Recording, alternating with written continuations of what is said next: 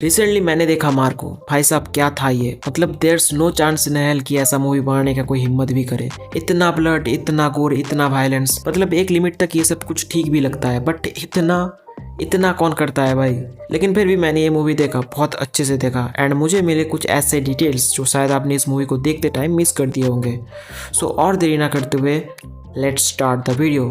Detail number 1, इस movie को आप अगर देखो तो आपको पता लगेगा कि ये मूवी गोल्ड और खून खराबे से कितना ज्यादा सिग्निफिकेंस रखता है। मूवी का half of the story gold के बिजनेस को हथियाने के लिए ही हुआ है और पूरा स्टोरी खून खराबे से भरा है।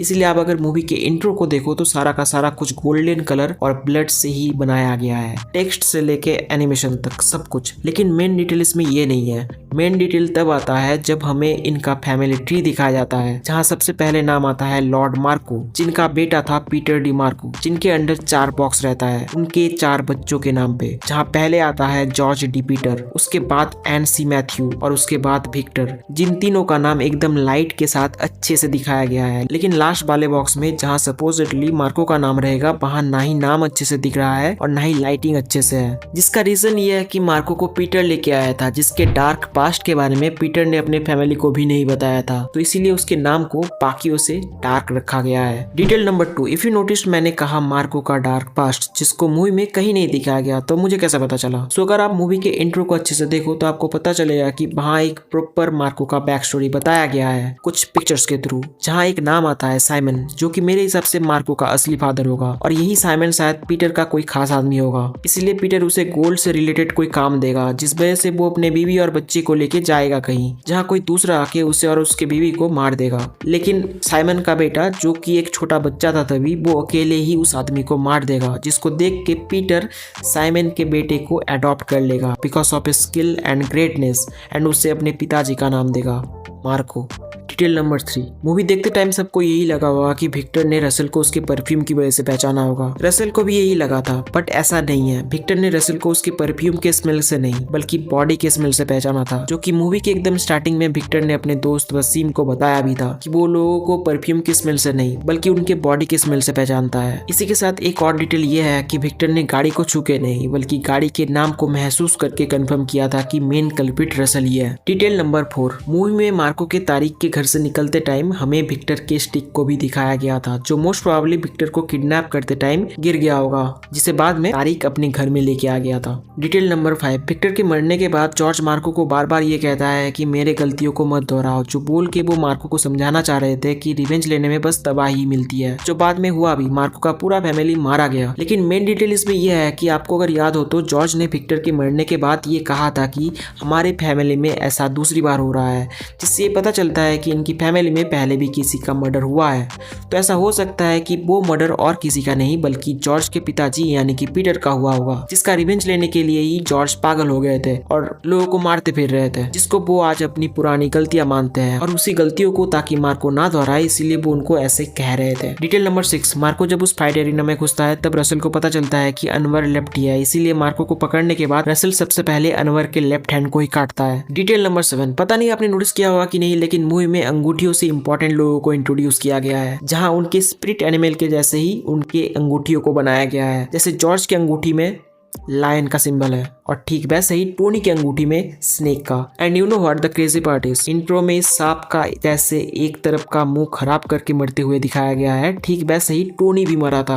आपको अगर याद हो तो उसका भी एक साइड का मुंह पूरा जल गया था, पूरा डिस्ट्रॉय हो गया था। सो ये good detail. Detail number 8, Marco Russell से फाइट करते टाइम गलती से एक पेड़ में मुक्का मार दिया था, जिसका चोट उसके हाथों में अलग अलग सीन्स में कई बार दिखाया गया है, जो कि कोई बहुत बड़ी डिटेल नहीं है, लेकिन फिर भी डायरेक्टर के डिटेल इनपुट को एक बार तो मेंशन करना चाहिए।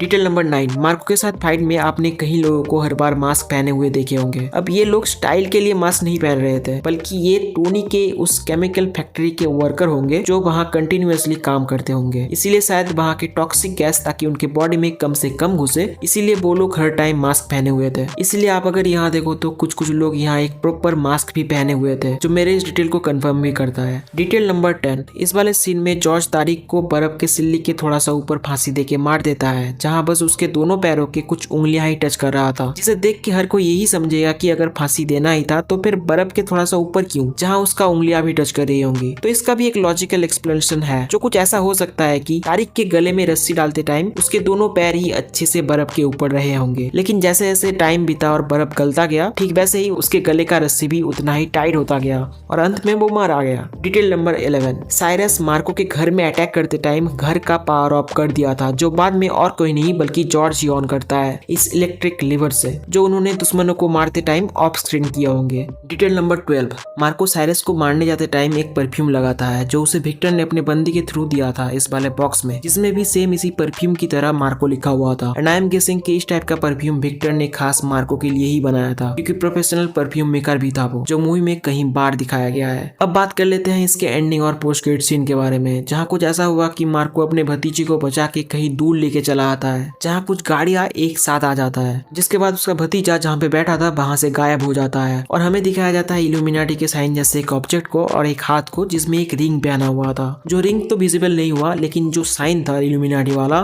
वो विजिबल जरूर हुआ, जिसमें आप अगर ध्यान से देखो तो वहाँ काब्राल लिखा हुआ है, जो कि बहुत इंटरेस्टिंग है, क्योंकि सेम इसी साइन को मार्को कुछ समय पहले टोनी के घर में देखा था। सो मे बी ये साइन वाला बंदा टोनी के रिलेटिव में से कोई हो, जो भी टोनी के मौत का बदला लेगा मार्को से। तो इसी के साथ मैं अपने डिटेल वाला वीडियो को खत्म करता हूँ। मुझे ये मूवी काफी अच्छी लगी, लेकिन इसकी स्टोरी अगर थोड़ी और स्ट्रांग हो जाती तो थोड़ी और अच्छी हो जाती, जो कि एक प्रॉब्लम भी है, जिसके बारे में मैं एक प्रॉपर वीडियो बनाऊंगा, तो उसका वेट ज़रूर करना। और अभी मैं रेगुलर वीडियो भी अपलोड करने वाला हूँ, तो चैनल को सब्सक्राइब भी ज़रूर करना और वीडियो को लाइक करके कमेंट करके बताना कि वीडियो कैसा था।